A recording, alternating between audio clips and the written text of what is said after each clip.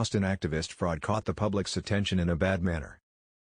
The couple behind the organization were charged with 18-count indictment with wire fraud, conspiracy and mortgage fraud. Note that the evidence is not obvious and as a result, we can only speculate for the time being.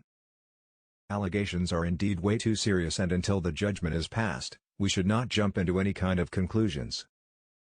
Black Lives Matter movement enabled this organization to get immense funding and everything did look good on paper.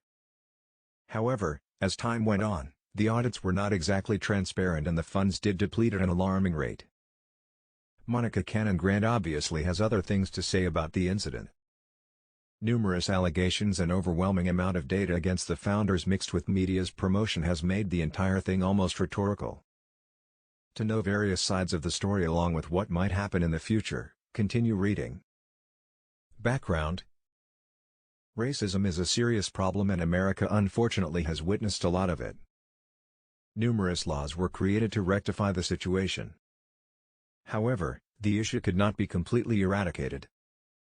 In recent times, one of the things that is buried in everyone's mind is the George Floyd's murder. Of course, the cop was sentenced, but the real question is it enough? The answer is a subjective one and everyone is entitled to their opinion. Even after the incident and protests, traits of racism can be witnessed in the society to a certain extent.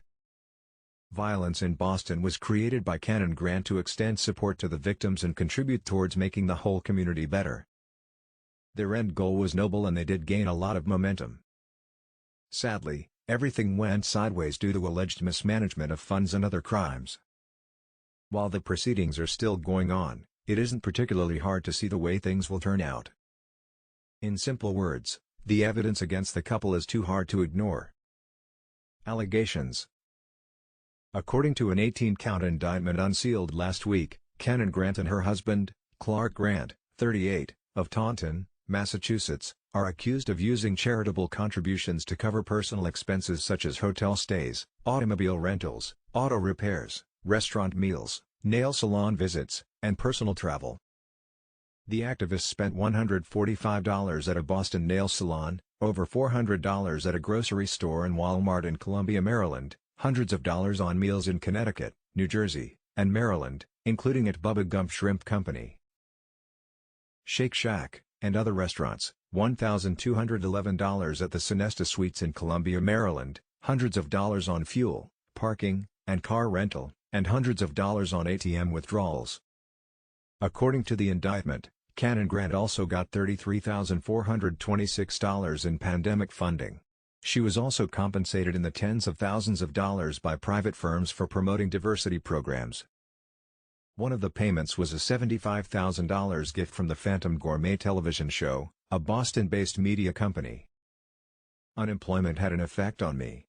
According to officials, Cannon Grant contacted her husband on March 26, 2021, informing him that she had been apprehended and that she needed to furnish paperwork by June or risk repaying the whole sum. The pair was charged last Monday with wire fraud, conspiracy, and making false representations to a home finance agency in an 18-count indictment.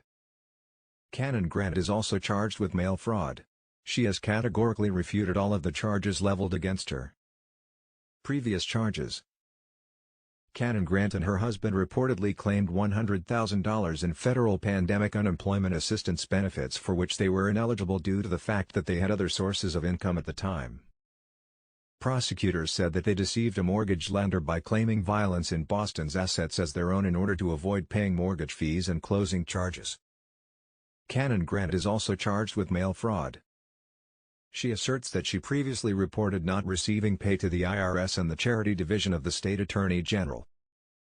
Prosecutors allege that Cannon Grant began paying herself $2,788 per week in October 2020.